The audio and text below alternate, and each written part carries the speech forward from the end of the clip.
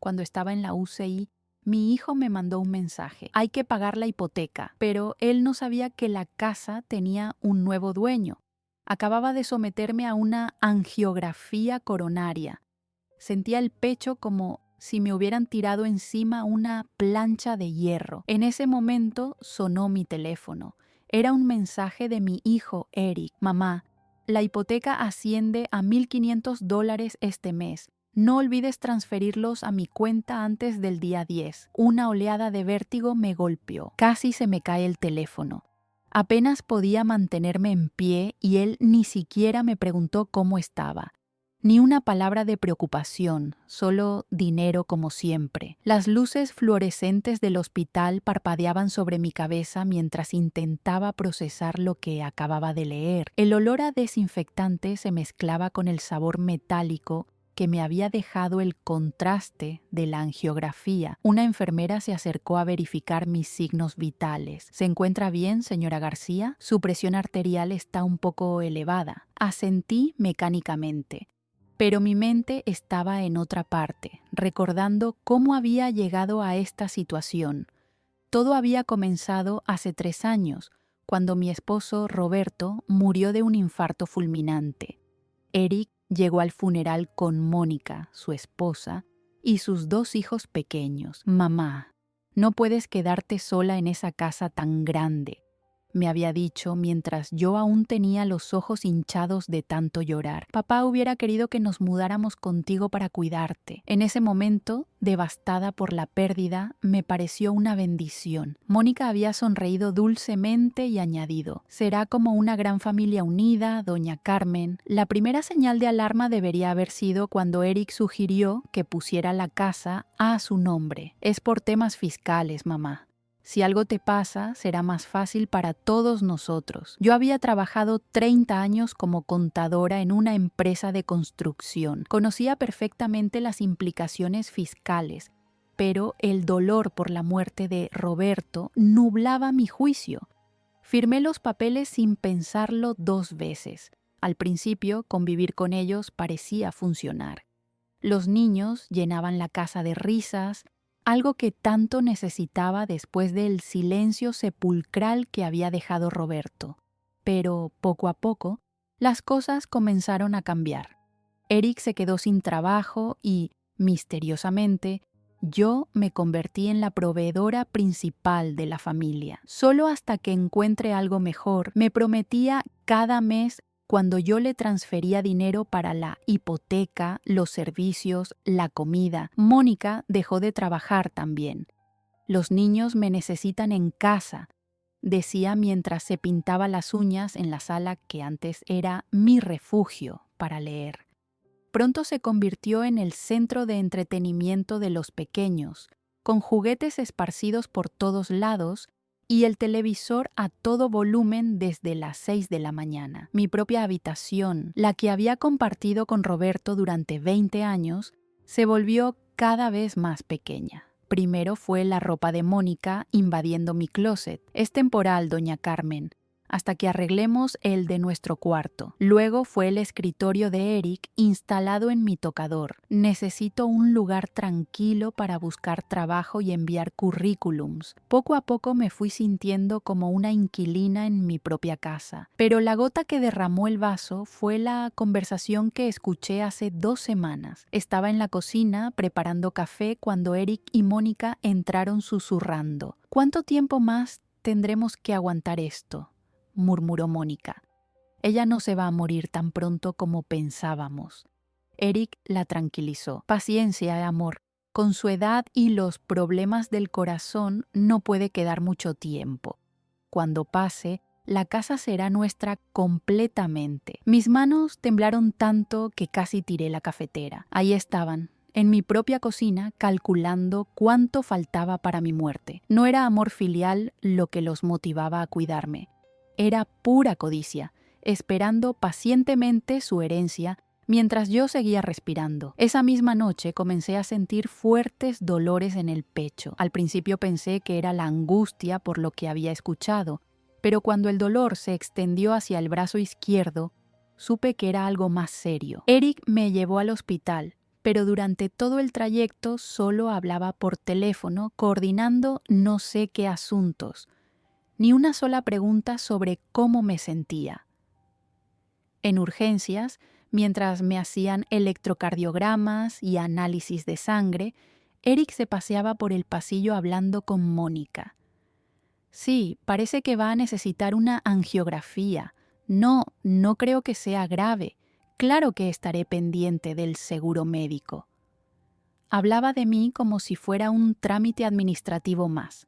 Los médicos confirmaron que tenía una arteria parcialmente obstruida, nada mortal, pero requería el procedimiento que me habían hecho esta mañana. Es una intervención menor, me explicó el cardiólogo.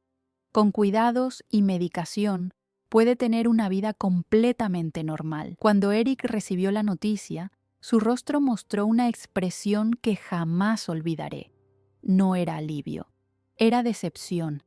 Y ahora, desde la cama del hospital, mirando ese mensaje sobre la hipoteca, entendí con claridad cristalina que para mi hijo yo no era más que una fuente de ingresos con fecha de vencimiento. La angiografía había mostrado que mi corazón tenía vida para rato, pero mi paciencia acababa de agotarse por completo. Guardé el teléfono sin responder y cerré los ojos. La ironía era deliciosa. Eric creía que la casa era suya, pero durante mis 30 años como contadora, había aprendido a ser muy precavida. Había algo que él no sabía, algo que cambiaría radicalmente su pequeño mundo de expectativas heredadas. Durante mi tiempo en urgencias, entre análisis y esperas, había tenido varias horas para pensar. Y cuando el dolor físico se calmó, la claridad mental se volvió devastadora. Recordé cada detalle de los últimos 3 años, cada excusa de Eric, cada sonrisa falsa de Mónica, cada vez que me habían hecho sentir como un estorbo en mi propia casa. Mi teléfono vibró de nuevo. Esta vez era Mónica, doña Carmen. Espero que esté mejor. Eric me contó que ya le hicieron el procedimiento. Por cierto, necesitamos que transfiera también el dinero para el supermercado de esta semana.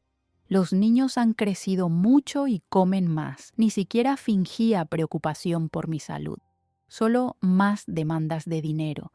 Lo que ellos no sabían es que 6 meses atrás, cuando empecé a sospechar de sus verdaderas intenciones, había visitado a mi abogado de confianza, licenciado Mendoza. Carmen me había dicho después de escuchar mis preocupaciones: usted ha trabajado toda la vida, tiene derecho a proteger su patrimonio. Habíamos trazado un plan muy cuidadoso. Primero, había creado un fideicomiso revocable. Técnicamente la casa seguía siendo mía, pero si algo me pasaba, los beneficiarios no serían Eric y Mónica, serían mis sobrinos, los hijos de mi hermana fallecida, que habían sido huérfanos desde pequeños y a quienes yo había ayudado con sus estudios universitarios. Ellos no sabían nada del fideicomiso. Era mi as bajo la manga. Segundo, había empezado a documentar todos los gastos que Eric y Mónica generaban en mi casa: servicios, comida, sus compras personales que cargaban a mi tarjeta de crédito. La suma era astronómica.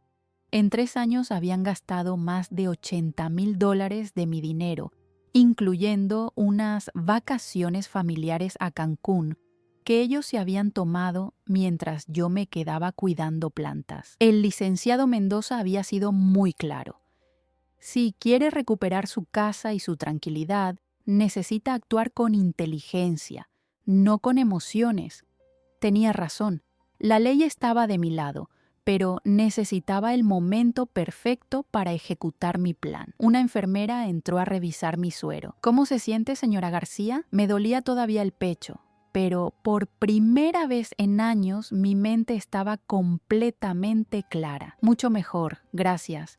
¿Podría prestarme su teléfono para hacer una llamada? El mío se está quedando sin batería. Llamé al despacho del licenciado Mendoza.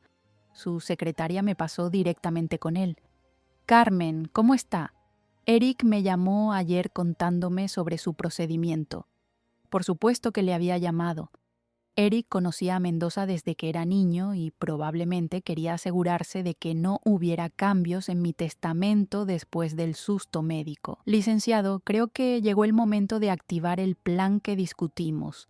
Hubo una pausa. ¿Está segura? Una vez que empecemos, no habrá vuelta atrás. Pensé en el mensaje de Eric sobre la hipoteca, en su cara de decepción cuando supo que iba a sobrevivir, en 3 años de sentirme como una carga en mi propia casa, completamente segura. Muy bien. Le doy 48 horas para que esté de vuelta en casa y se prepare. El viernes por la mañana comenzaremos el proceso legal.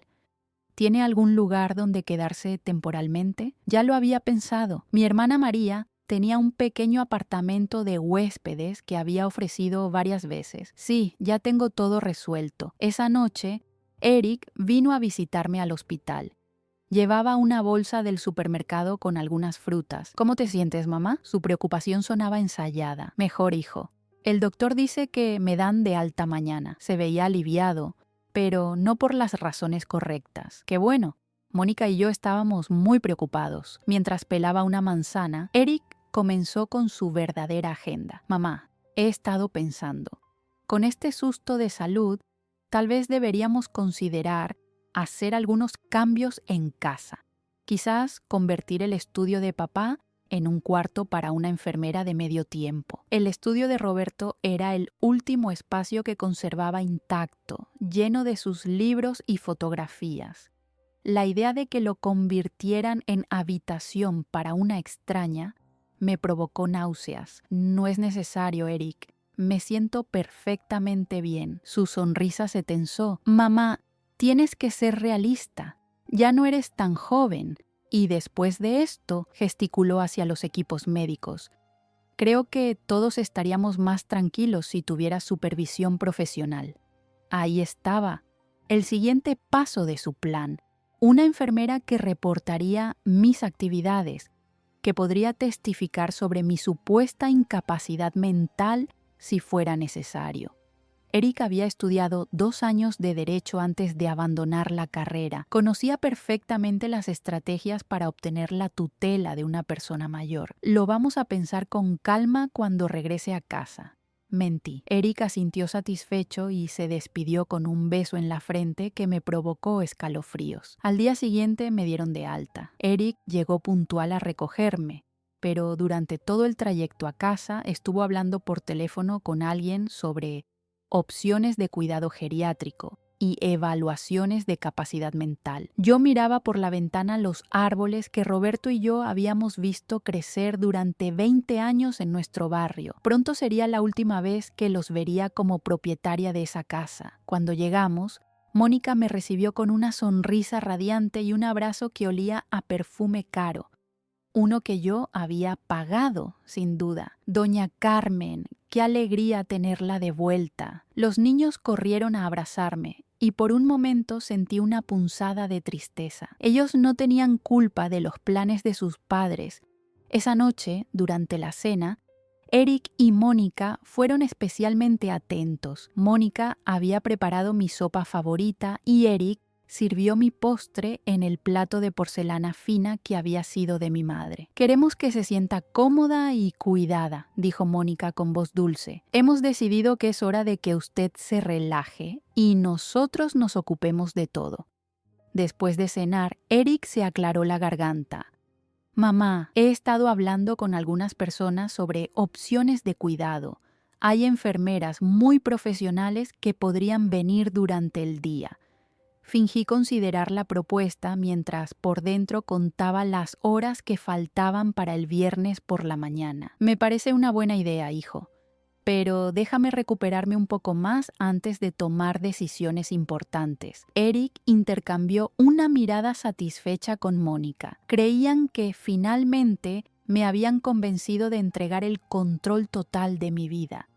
Esa noche, acostada en lo que había sido mi habitación matrimonial, pero que ahora se sentía como un cuarto de hospital, escuché a Eric y Mónica celebrando en voz baja en la sala. Por fin está cooperando, murmuró Mónica. El susto médico la asustó lo suficiente. Eric rió quedamente. Una vez que esté la enfermera, será mucho más fácil documentar cualquier episodio de confusión que pueda tener. Me quedé despierta hasta muy tarde, no por los dolores del pecho, sino por la anticipación. En menos de 24 horas, sus celebraciones prematuras se convertirían en la peor pesadilla que pudieran imaginar. El jueves por la noche fingí irme a dormir temprano, pero en realidad estaba empacando discretamente mis pertenencias más importantes, documentos personales, las joyas de mi madre, algunas fotografías con Roberto, ropa para varios días. Todo cabía en 2 maletas pequeñas que escondí en mi closet detrás de abrigos de invierno. A las 6 de la mañana del viernes, mientras Eric y Mónica aún dormían, salí silenciosamente de la casa. Mi hermana María me estaba esperando en la esquina con su auto. ¿Estás segura de esto, Carmen?, me preguntó mientras cargábamos las maletas.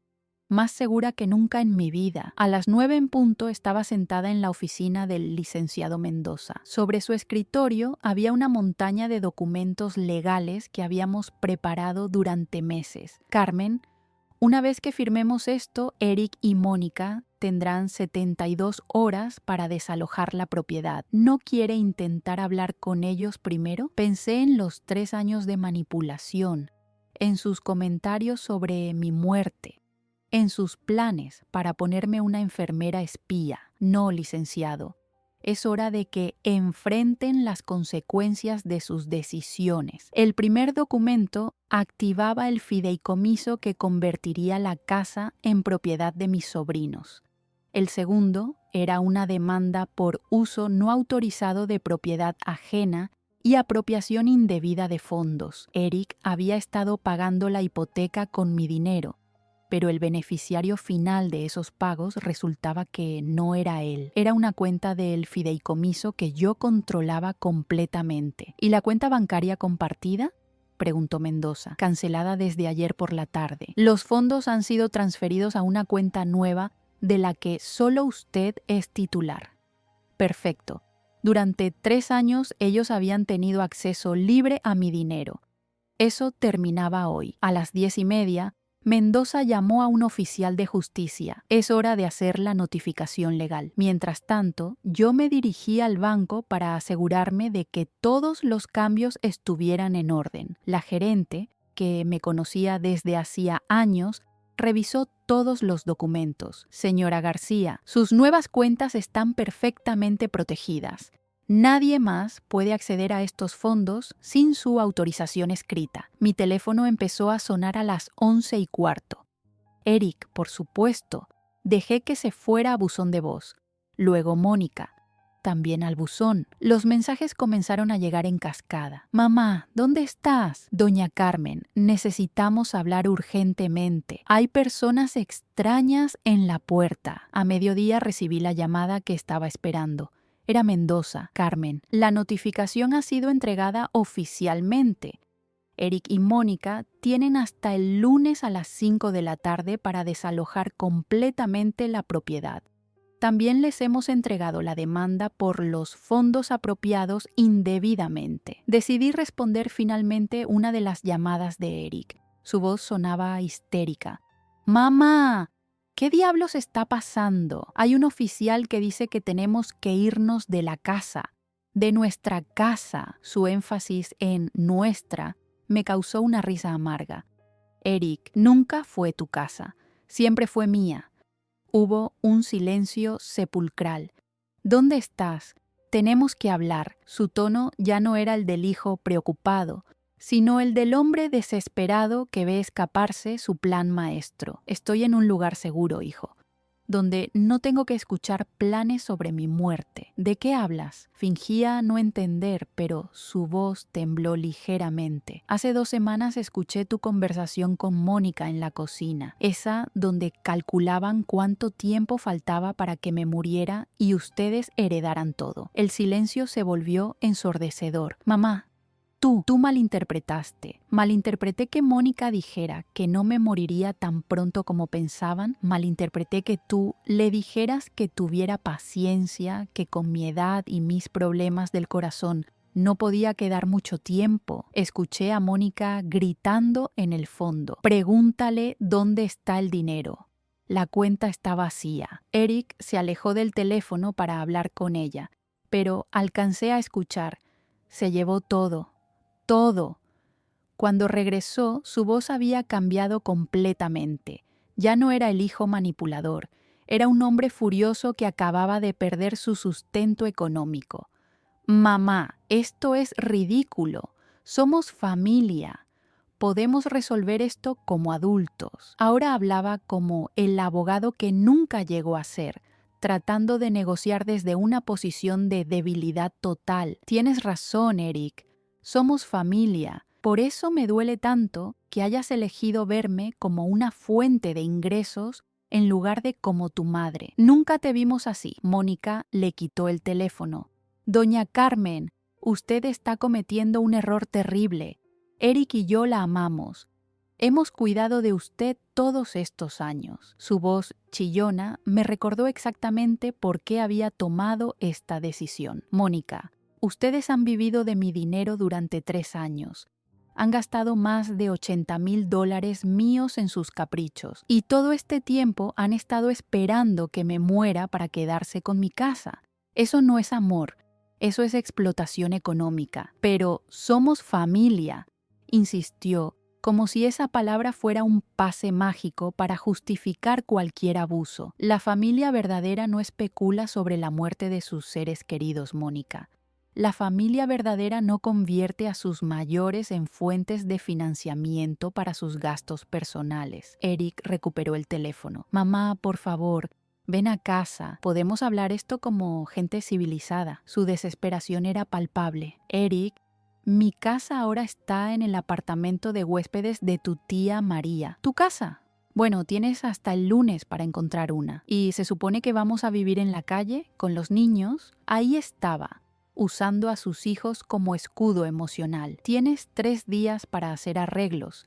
El mismo tiempo que tardé yo en estar segura de que querían que me muriera. Esa tarde, desde la terraza del apartamento de María, pude ver mi antigua casa a unas cuadras de distancia.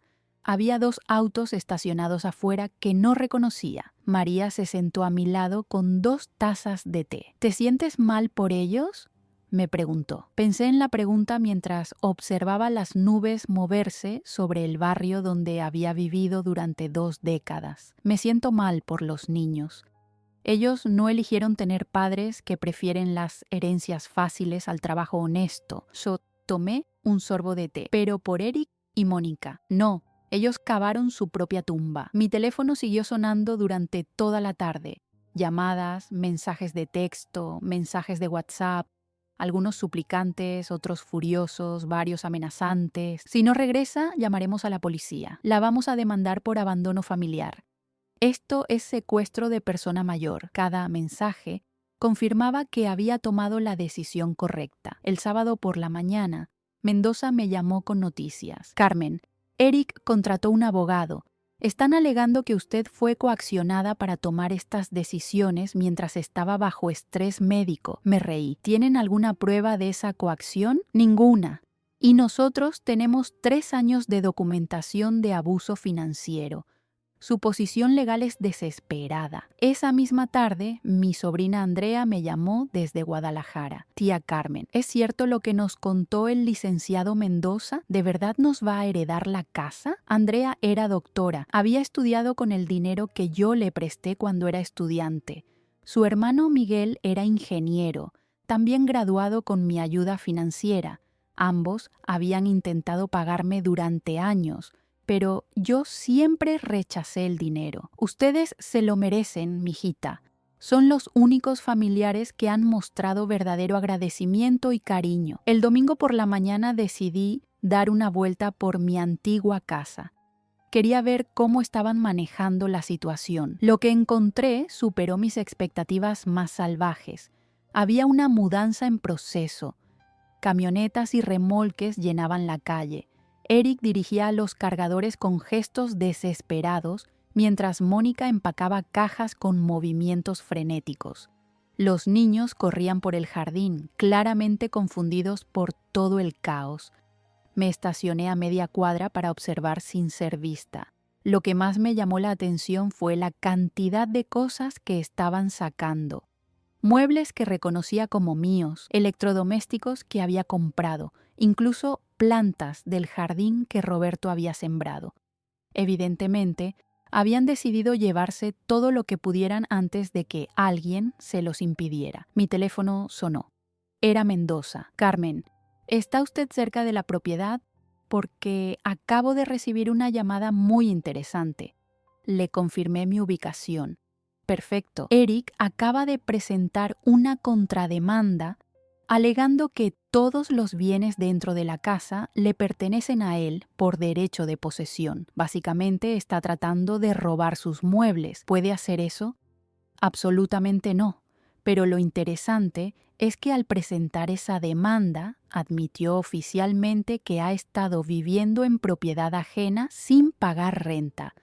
Eso fortalece nuestro caso exponencialmente. Mendoza parecía genuinamente divertido. Su hijo acaba de convertir una demanda civil en un posible caso criminal.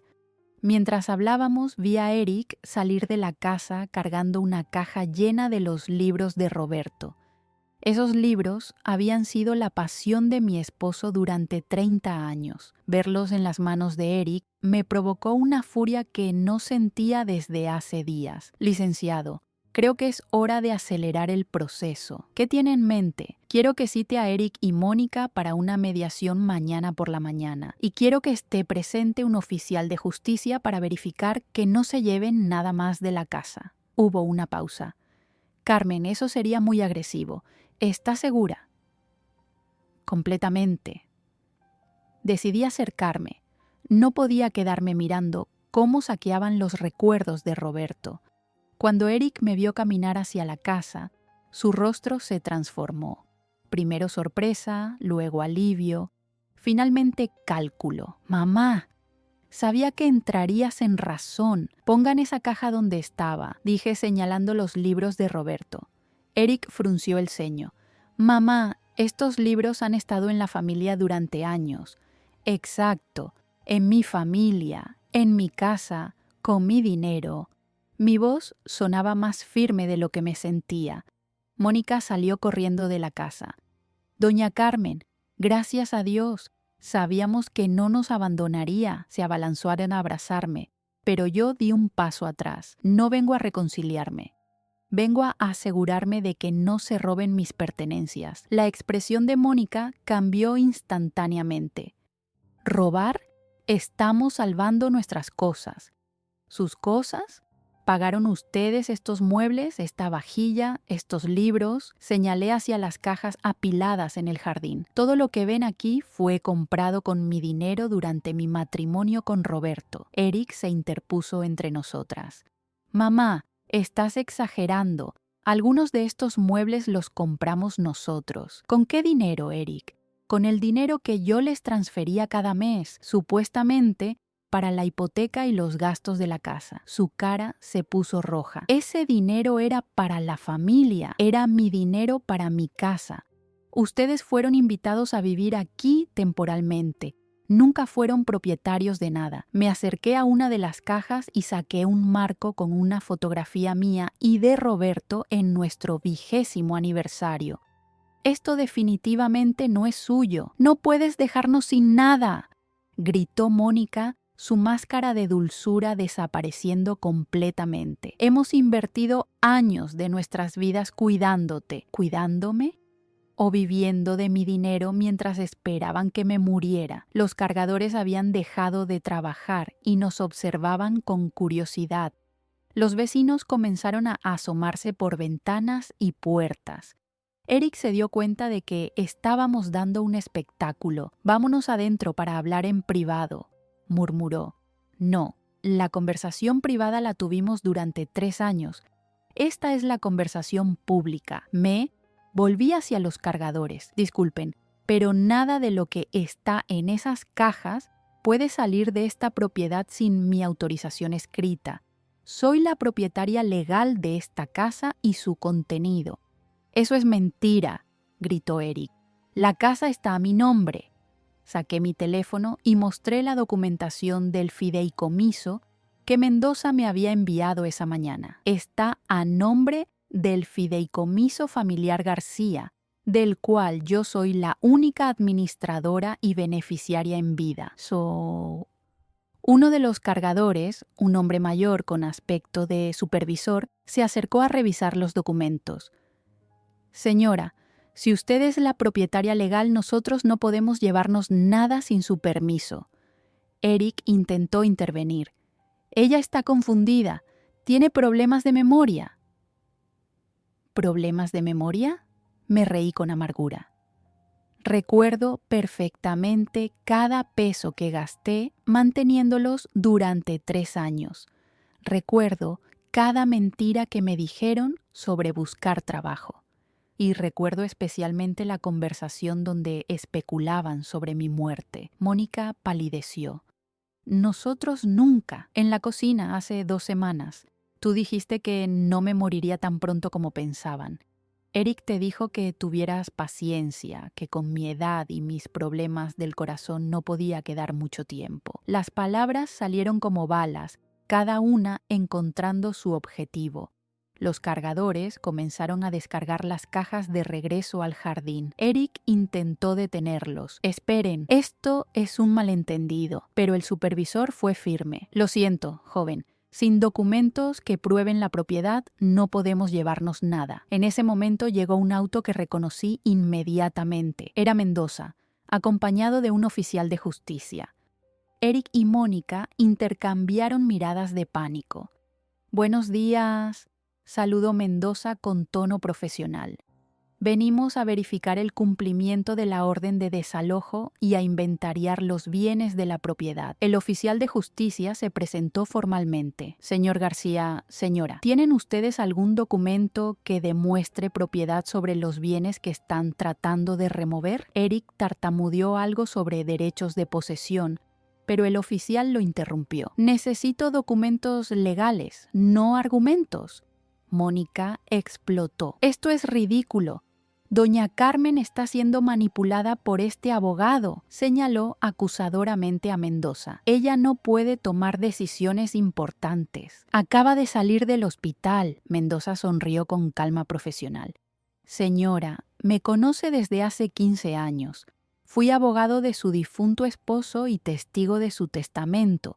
La señora García está en pleno uso de sus facultades mentales y tomando decisiones completamente legales sobre su propia propiedad. Pero nosotros no tenemos dónde ir, gimió Mónica, ahora intentando la táctica de la compasión. Tenemos niños pequeños. Era la primera vez que mencionaba a sus hijos como algo más que accesorios decorativos. Tuvieron 3 años para ahorrar dinero y establecer su propia estabilidad económica. Respondí con firmeza.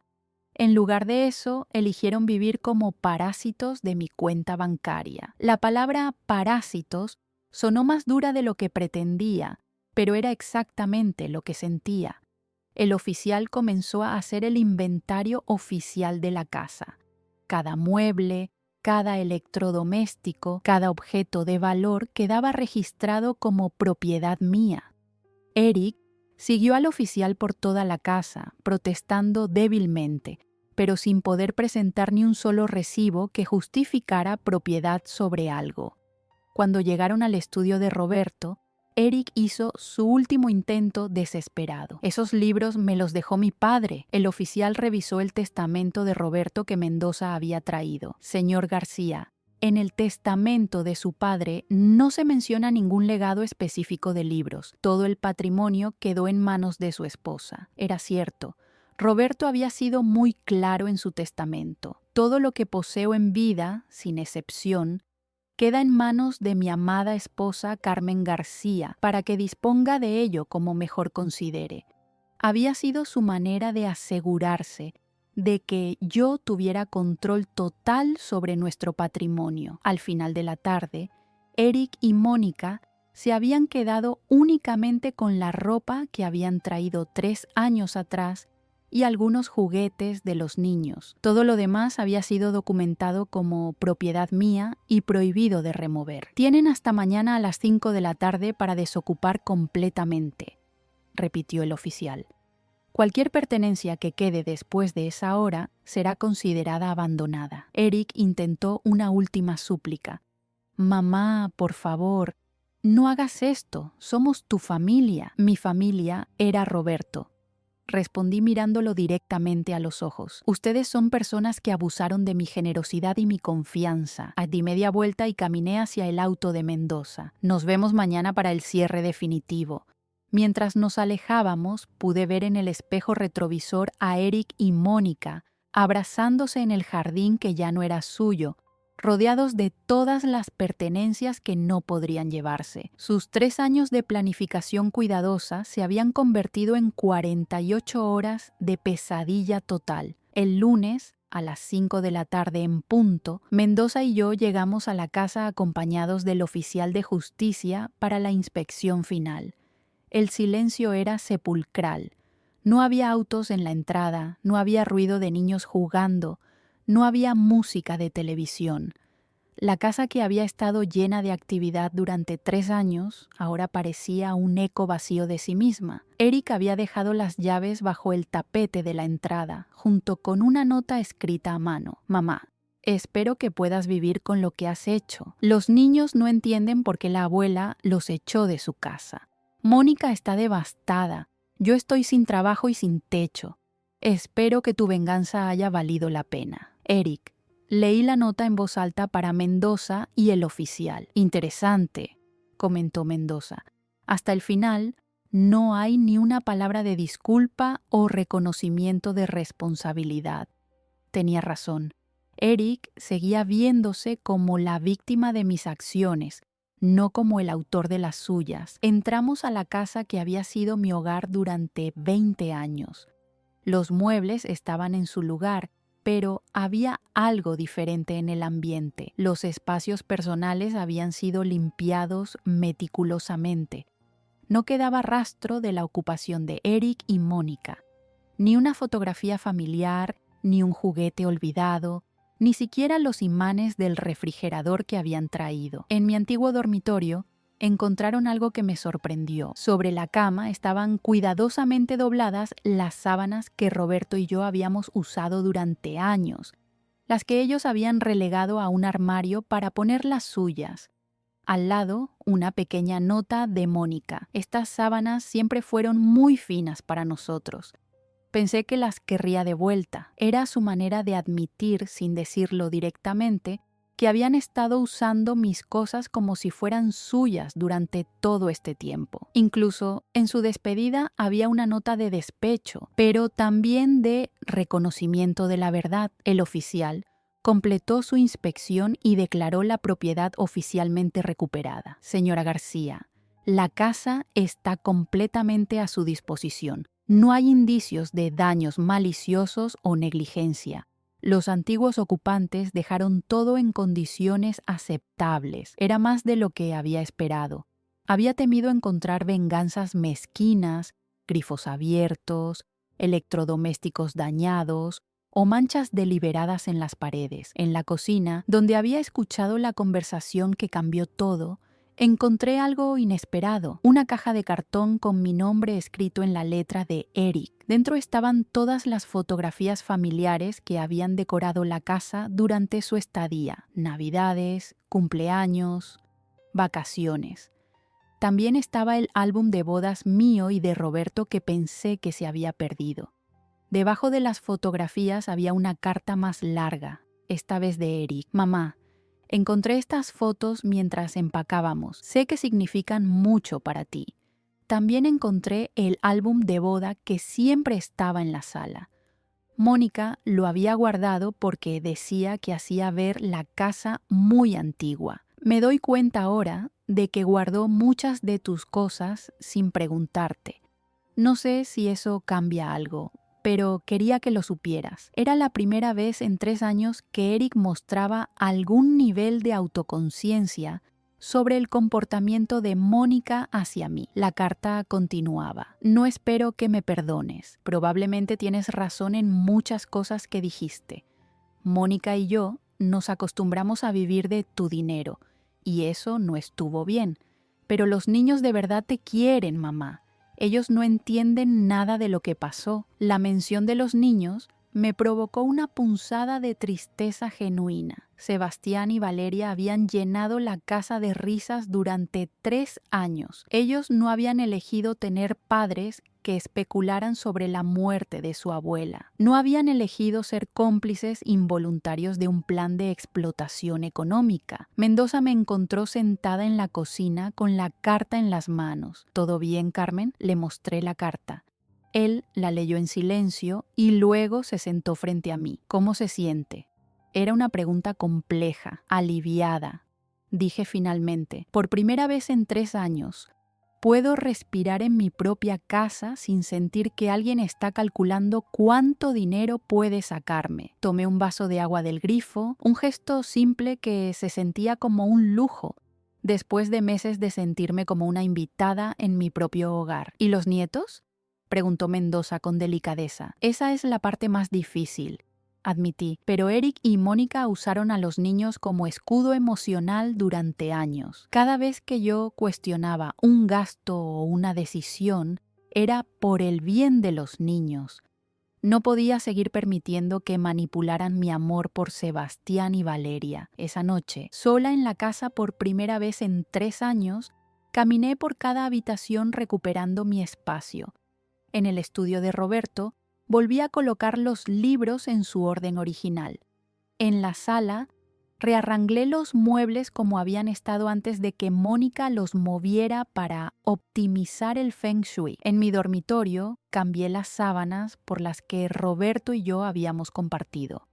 Mi teléfono había estado silencioso todo el día, pero esa noche comenzaron a llegar mensajes, no de Eric o Mónica, sino de familiares y conocidos que se habían enterado de la situación. Mi cuñada Rosa. Carmen, escuché lo que pasó. Si necesitas cualquier cosa, aquí estoy. Mi vecina Esperanza.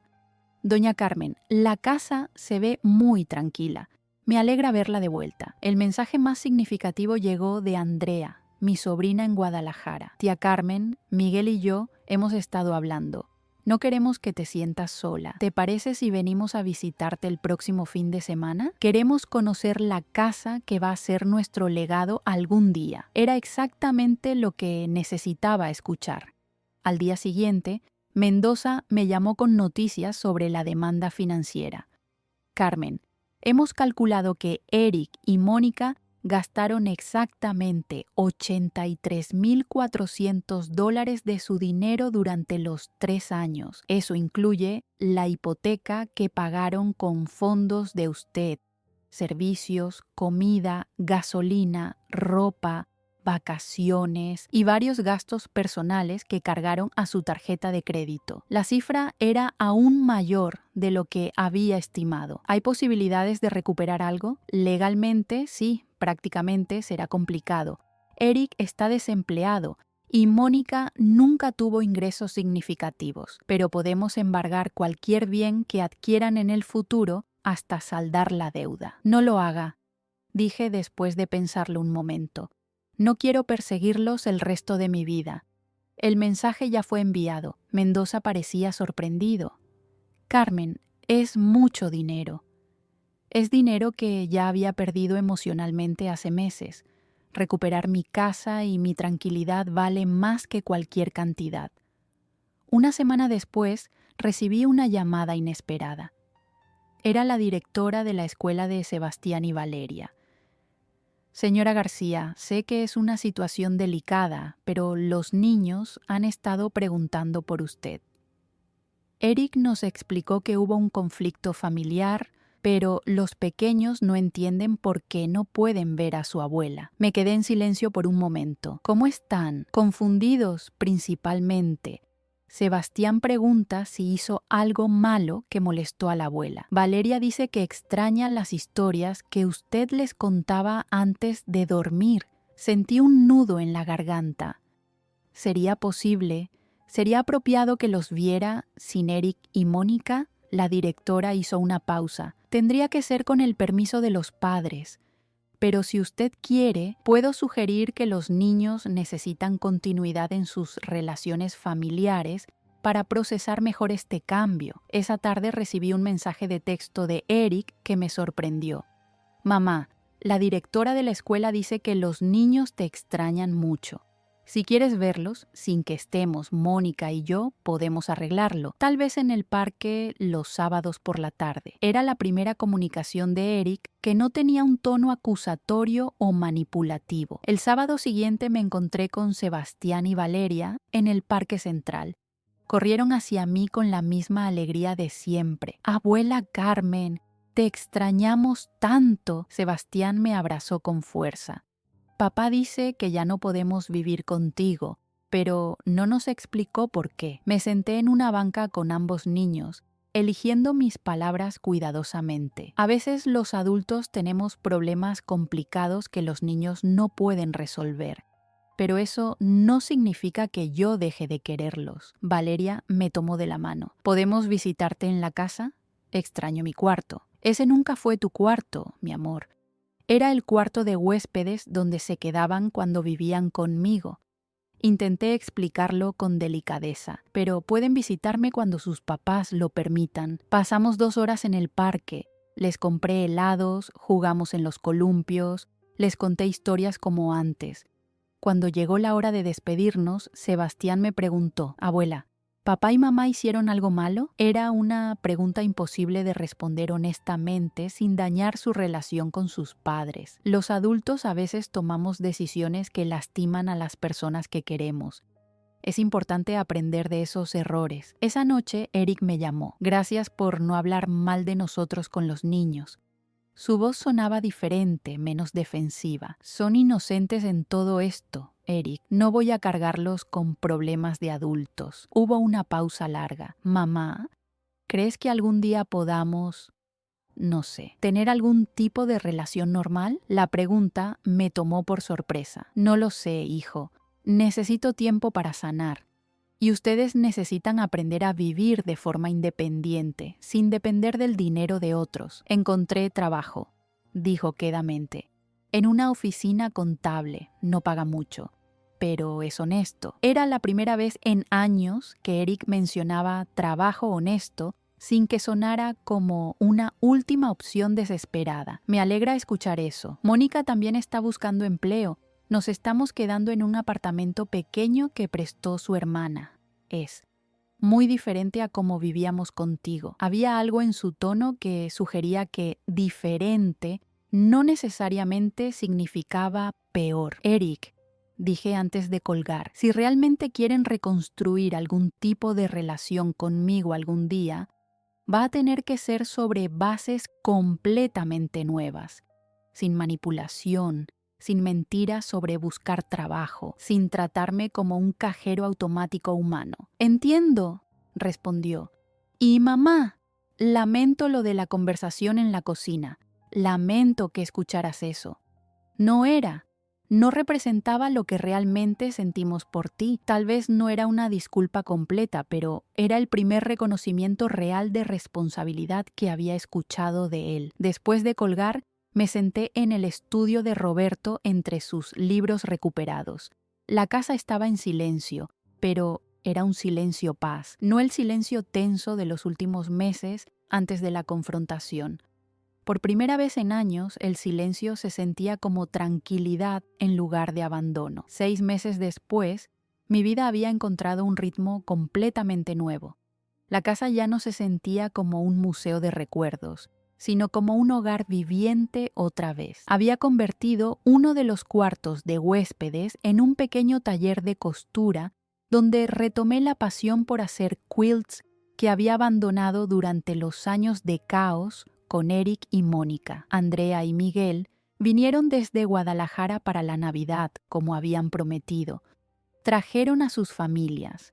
Andrea con su esposo y su bebé de 6 meses, Miguel con su novia y los 2 hijos de ella de un matrimonio anterior. La casa se llenó de vida auténtica, no del tipo de actividad frenética y demandante que había caracterizado los años con Eric. Tía Carmen, me dijo Andrea mientras preparábamos la cena navideña, nunca te hemos agradecido adecuadamente por todo lo que hiciste por nosotros cuando éramos estudiantes. Estaba cortando verduras para el relleno del pavo, una receta que había sido de mi madre. Ustedes se lo ganaron con su dedicación y esfuerzo. Yo solo les di una oportunidad. Miguel apareció en la cocina cargando a su nieto de 3 años. Tía, hemos estado hablando Andrea y yo.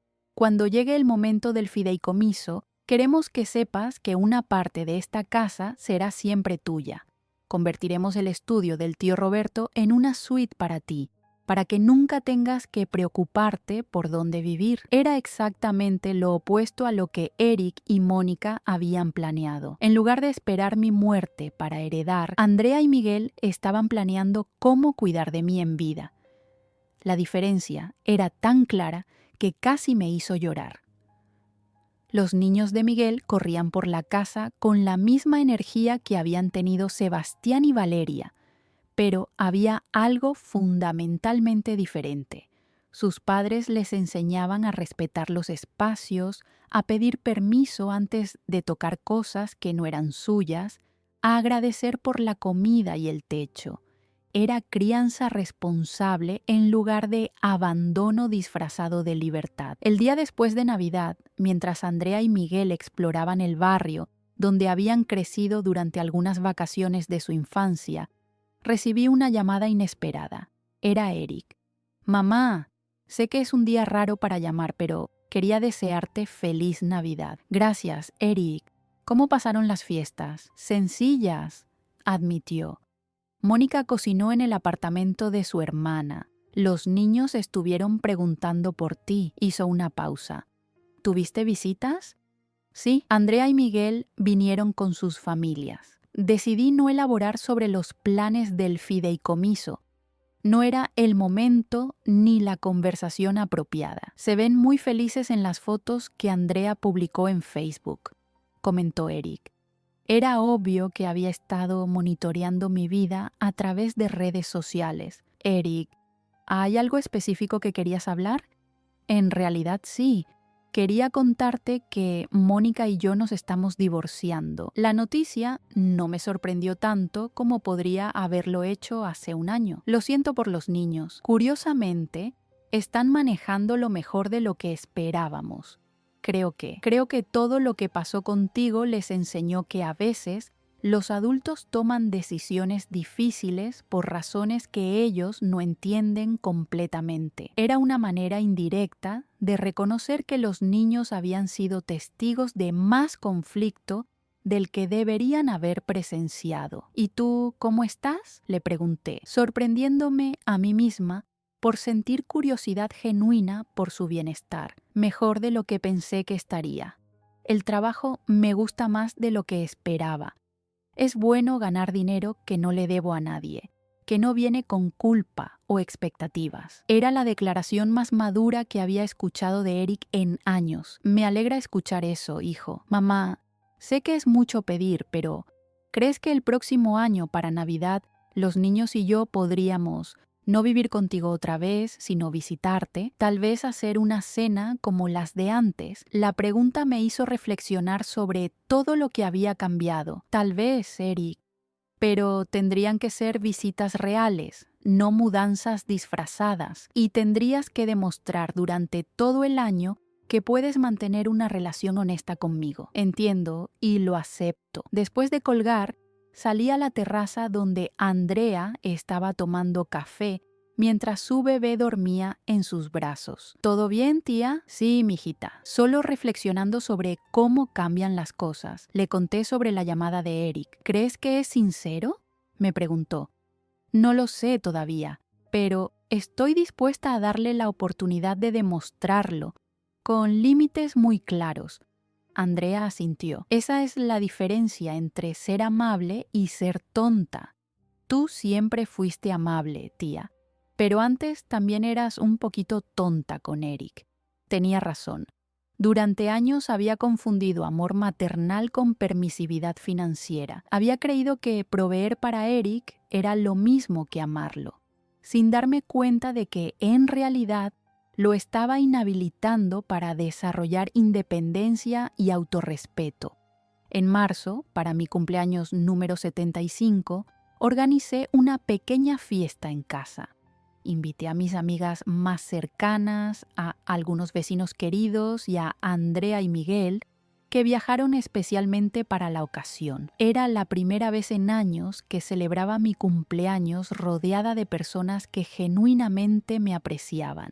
Durante la cena, María, mi hermana, levantó su copa para un brindis por Carmen, que nos enseñó que nunca es demasiado tarde para defenderse y que la familia verdadera se basa en respeto mutuo, no en obligaciones de sangre. Todos brindaron, pero las palabras que más me tocaron vinieron de Miguel. Tía, cuando éramos niños y nuestros padres murieron, tú nos dijiste que una familia se construye día a día con acciones, no solo con apellidos. Ahora entendemos completamente lo que querías decir. Su esposa tomó mi mano. Queremos que sepas que nuestros hijos van a crecer conociendo la historia de la abuela Carmen, que tuvo el valor de empezar de nuevo a los 74 años. Esa noche, después de que todos se fueron, me senté en el estudio de Roberto con una taza de té y un álbum de fotos que había estado evitando durante meses. Contenía imágenes de los últimos años: